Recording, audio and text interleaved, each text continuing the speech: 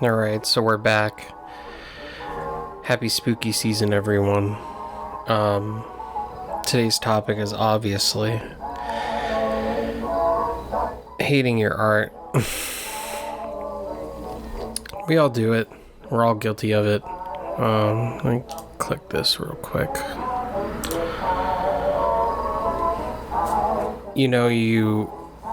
The thing about it is that you don't actually hate your art, but you hate the way it looks. You judge yourself based on the way other people's art looks, because you grew up reading comic books or seeing art by professionals who basically, they that's all they had. Their whole lives, they didn't have social media. They didn't have they had probably a better economy than the one you're living in right now.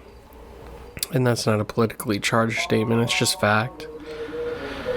But, things were so different back then. I mean, every single day, that's all they had was being the best artist that they could with the abilities that they had. And they are given those opportunities in so many ways. And that's not to say that, some people didn't struggle. If you hear about, Rob Liefeld, for instance, who I'm not, the biggest fan of or anything. But you hear about his struggle, he'd go, and work a day job, delivering pizzas. And then he'd get 2 or 3 hours a night where he'd just sit down after a long day of work and just pound it out, He'd just sit there and draw. I don't know why I'm coughing so much. Listening to oldies here. As you can tell. Probably here. Or Todd McFarlane, 300 something rejection letters from Marvel. That's a lunatic right there. Just setting the bar low. Glutton for punishment.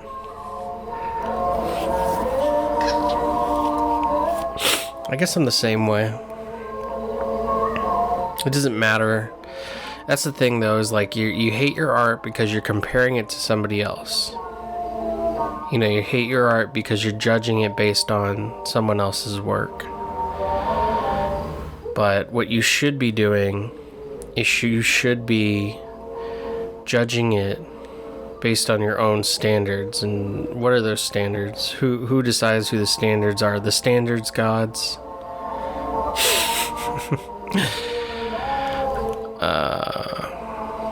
I mean, why even have standards even? Why do you care what other people think? Because you think, well, nobody likes it. Everyone hates my art, so why am I even doing it? People, as hard as I try on social media, I can't get followers, I can't get subscribers. I get it. You do have something you have to sell at the end of the day. I can understand that part of it. Attracting people to try and sell the thing. But think about it. I mean, really think about it. Maybe you don't have what it takes. And at some point you have to have that conversation with yourself. Am I doing this to make money? Am I doing this because I love doing art? Am I doing this because I want to be better than so-and-so? Or I want to show so-and-so? What is your reason for doing art? Why do you hate your art so much? Me personally, I don't hate my art. Sometimes I think I could improve. Sometimes I think I could do better. But then I have the quick, cold reality slap in the face that I just don't have time I don't have enough time in the day to dedicate to one page 8 hours anymore. I don't have the luxury of that. I have to go to work. I have to come home. I have to clean, do dishes, dinner, laundry, whatever. I'm not getting paid for doing any of this. So then it comes back to that question, why do you hate your art? I don't hate my art, and you shouldn't either. But why? Because if the reason you got into art is to do art because you love it, you love drawing, you love painting, you love whatever it is that you're doing that's artistic, maybe it's just writing, then that's why you're doing it, because you love doing it. And you don't need somebody's approval to do something that you love. Like, I love eating pizza. I don't need to call someone and be like, hey, do you approve that I eat this pizza right now? It's not the most beautiful pizza. It's got pineapple on it, and I know you hate pineapple. No, you don't? Okay, I'm just not going to eat the pizza then. Like, I made a smiley face with the pepperonis. You don't approve of that artistic choice?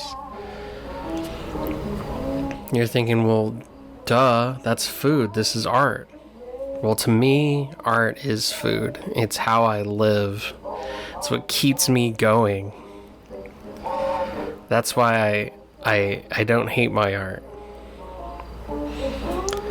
But there are moments where I think I could do better, where I think I can improve, or I think, does this look good? And I think that's the questions you should be asking yourself. Is when you're doing it, does this look good? Could I do better? Even before you start, maybe even before you start drawing or painting, you start saying to yourself, is that the best idea I have for a panel in a comic book? Is that the best idea I have for this face, these arms, this pose, this grid on the street of these buildings? This where's the camera at? What am I looking at? You know, it's weird because art is so subjective. Even to yourself, your own art is subjective. And I tell you, I recently got back from Los Angeles, and I went to, I think it's called The Broad, and it's in downtown Los Angeles. It's a art museum. There's this huge oversized desk. You can Google it. There's this huge oversized desk that someone built. They just built a big desk with chairs that's oversized. You can walk underneath it. You can't touch it. There's like handlers around it. But you can look at it and you feel like this small little thing when you're standing next to this desk and you're walking under it and everything. And you think to yourself, on one hand, it's just a stupid, oversized desk. Like, somebody just made a desk that's 10 times bigger than it needs to be, and it's taking up all this space. It's a waste of my fucking time to even look at this thing. It's so stupid. Excuse me. And then on the other hand, when you're around it, you start to feel a little weird because you're like, man, I feel so small around this giant desk. I feel so small in this world that I'm suddenly in. And I wonder what it would be like. Your imagination kicks in. I wonder what it would be like if there was someone big enough to sit at this desk and I was standing underneath it and they didn't know I was here. It's like Jack and the Beanstalk. And then there you go. Your imagination is run wild. You feel weird. You have this sensation. And you think to yourself, well, yeah, it is just a stupid desk, but it's got me thinking. It's got me curious using my imagination. So now, ask yourself, is that art? Is that what art's purpose is? To make you think, to make you feel, to make your brain do something it wasn't doing before. It saw this thing.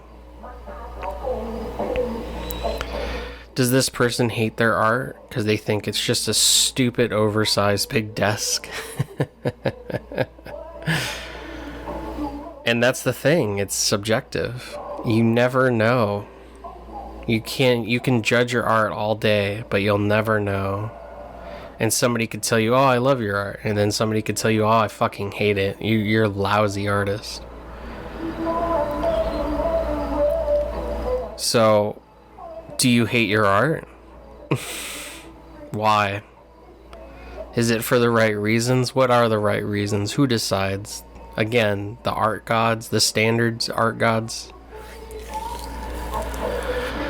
When I was at that museum, I also saw some art by the great John Baptiste. And John Baptiste is a famous painter, artist type thing. I mean, it didn't look like painting to me. It actually looked like chalk. Like he was using acrylic or something. But,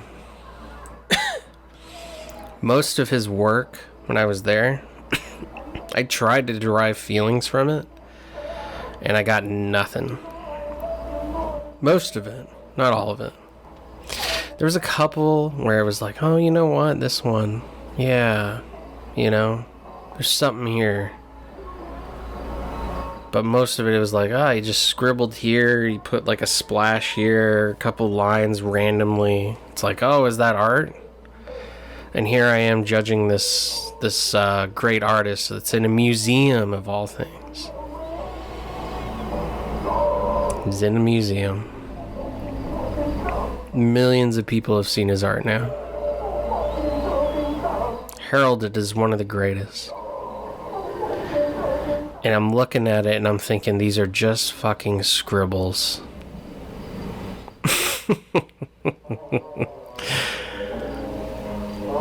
So there it is. I mean, there it is again. Who decides?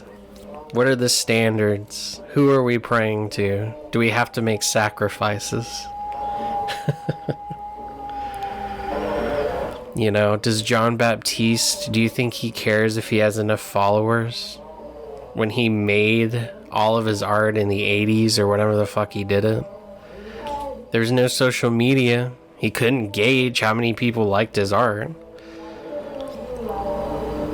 I don't know if it was even in museums when he was alive, but who cares? My point being is that, do you need followers to make you feel good about your art? Do you need, you know, people hitting you up every day saying, oh, I need that on my fucking face because it's so good, you know? I need a sticker of it, a tattoo or something. Like, who cares what people think, man? Who cares what you think? Just do the art. Just do it, and then later on, if something happens, something happens.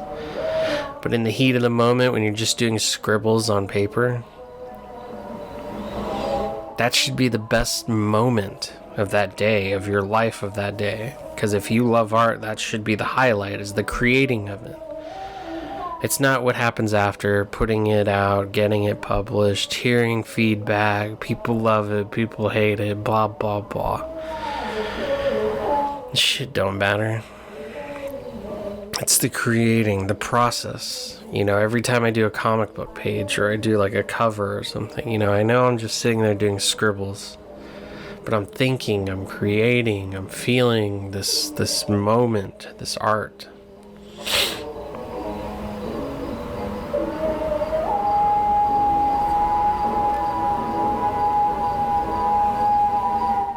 For anyone who's curious about the music here, it's Trick or Treat vintage Halloween oldies, music playing in another room, 1950s Halloween classics. I'm sure everyone's seen these on YouTube.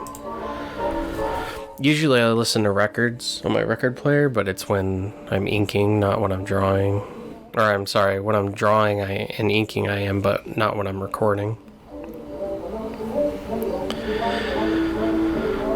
But here's the thing, the thing that prompted all this was, you know, I have friends who are into art and they feel that way, you know, they struggle so hard with, you know, how they just not garnering the attention they feel they deserve, and they probably do deserve it. from social media or just anyone. And I get it. I've been on Instagram a long time, you know, a lot of people, I mean, I'll get like a follower here or there, and then because I don't post every single day, I'll post like once every couple months. They'll unfollow me, or, you know, the people that do stay, it's like they don't really even like any of the shit I put out. It's like, I don't care. I do not care, man. You know, if you're gonna stay, then you're the one, you're the keeper. If you're not gonna stay, then you was never meant to be. It's like a relationship. You know, I want the people who are gonna stick around through thick and thin to be the followers, not the people who are just gonna be like, oh well, you only put something out every couple of months, or you only put something out every week, or not every day. And it's like, I need every day. And it's like, well, I'm not here to cater to your fucking standards. I'm not here to draw for you. I'm not here to make you happy. You know, when I was growing up, Stan Lee used to say that. He'd be like, you know, I wrote the stories, but I wrote them for myself. I didn't write them for the fans. And when I was growing up, I thought that was such an asshole thing to say. I'm like, why is he saying that out loud? Like, he sounds like an asshole. And then as I got older, like, now I get it. Oh, it's because if he tried to, like, sit there and say, well, my stories aren't selling that well here this month, you know, that story sucked, then it would have gotten to him. It would have, you know, you can't do art based on other people and what they think about you. You have to do art for you, because you enjoy it, because it makes you happy, because it's something that fills you up with joy when you do it. And succeeding in art is that you felt joy doing the art, not the other way around, that you made other people feel joy. That's an afterthought. That's you know, secondary. But I was thinking about this the other day, the whole time I was driving back from California, because I live in Arizona. I was thinking about it and I was like, man, it's just, why do I care? Why do I put any investment into what other people think? I just need to focus on myself, enjoy the times that I have creating, because once that time's gone, and that's another thing, you know, once that time's gone in your life, it's done, man. And I'm not saying art specifically, but just everything. You're never getting time back. So if you waste your time sitting around, doing nothing, complaining, arguing with your spouse, getting into fights, you know, breaking the law, going to jail, whatever it is, you know, getting blackout drunk all the time, and then sleeping 15 hours to work it off. You know, if you spend overtime at work and you're just trying to get money and get ahead and blah, blah, blah, and you just need that social life that everyone can look at you and say, oh, he has the nice car, and he has the nice shoes and the new kicks and the new AirPods and blah, blah, blah. You're never getting that time back. It's gone. So why are you wasting your time on that? Why are you wasting your time on anything that doesn't make you happy? And I think that's why, like, a lot of my friends, you know, they're always so depressed, and the struggle and the work life, and it's like, well, you decompress. Like, you go to work, you get home, you play video games for 6 hours, and then you go back to bed and do it all over again. You're like, I have to decompress. And it's like, why? Do you have to fill your screen with just pressing buttons and looking at images all day, you know, to make you feel joy? To me, it's like a distraction, you know? You're distracting yourself from your real problems. What you need, probably, is to turn everything off and sit there and have an introspective moment about your life and think, do I love my job? Oh no, it's a shitty job. I should find a better one that makes me happy and quit it.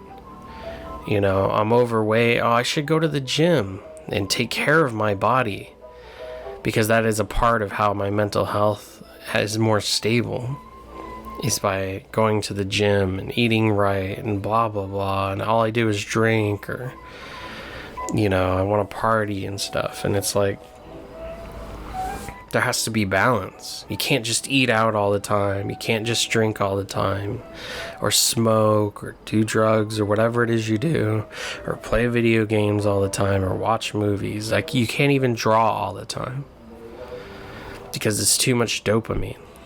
There has to be a balance. Just like when you do art and you judge it, you have to balance your judgment, just like everything else in your life. Based off of what? Again, who's judging? The standards gods, the art gods, the comic gods? Which gods are you praying to?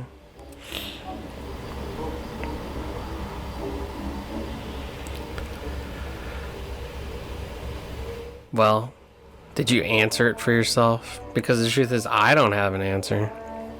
I just know what works for me, and it may not be what works for you. But I think that is life. It is a balance.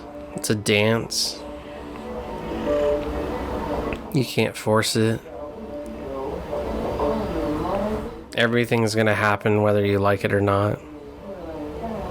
Whatever it is that's in the future. I just think, you know, when you're judging your art, your own standards are whatever they are. But for me, it's, I'm getting it done. I'm happy while I'm doing it. Sometimes I need to do something else. And sometimes I'm not going to get it perfect. Sometimes it's not going to look exactly how I pictured it. Sometimes I don't have enough hours in the day to anything. Insert anything. Right? But at the end of the day, it's just stability. It makes me happy first. If it doesn't make me happy, the day it stops making me happy, I'll quit doing it. I'll find something else. But until then, you know, this is what I love. And I'm so close to finishing my comics, you know? It's just that I have this full-time job now that's extremely time-consuming. And I'm doing it so that I can get freedom. You know, I'm hoping to get a van, upgrade it, do a van life, travel the country, and just continue doing art for at least a year or two.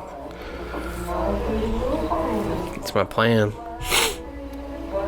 But until then, I gotta save, and I gotta work hard, and then when I have free time, I do try to do the comic book, try to do art, try to do what makes me happy. But I also try to find a balance, because in this day and age, it's easy going back to, you know, people of the past who had, that's all they had before social media. They just had, you know, doing art every day, and then trying to get into a magazine, trying to get published, trying to get hired as a freelance artist, whatever. We don't have that luxury anymore. There's too many people competing for the same job now. I mean, how many people were competing to be a comic book artist in the 1940s? Maybe a few thousand? At the most, let's say 100,000. It was actually a job that was frowned upon. And now let's think about it. Across the whole world, where Marvel or anyone, any comic book company could just go on social media, and they have millions of people around the world, right? Some of them they can probably even underpay more than you. And there's people who work that job. It's not the same world anymore. So when you're on social media and someone's like, oh, your art sucks, or they don't follow you, or they like something, and then that's it. you have to realize and recognize it's a different place now. We're playing a different game, right? And as far as I'm concerned, technology has evolved to the point where we almost aren't gonna need these industries anymore to thrive. You just have to find the hook, the niche, the thing that, you know, no one has thought of before or drawn before in a certain way to get people's attention. Because there's been so much entertainment over the past 100 years, you know? I mean, there's only so many stories you can tell. I mean, it gets derivative at some point, right? There's Spider-Man, there's Peter Parker, there's Scarlet Spider, there's Armored Spider, there's Tony Stark Spider-Man, there's Miles Morales Spider-Man. I mean, who else is there? I mean, the Scarlet one is Ben Reilly, right? Who else is there? Spider-Man's daughter at one point, I think. Dr. Octopus's daughter. We're on like the 4th fucking Mysterio. There's been 4 Mysterios, I think. Right? How many adventures can the Fantastic Four go on in space before I'm just like, you know what? I've read all the best ones. Give me something new. There's been over 300 issues of FF. What else you got? So anyway, I'm rambling on. But my point being is the same.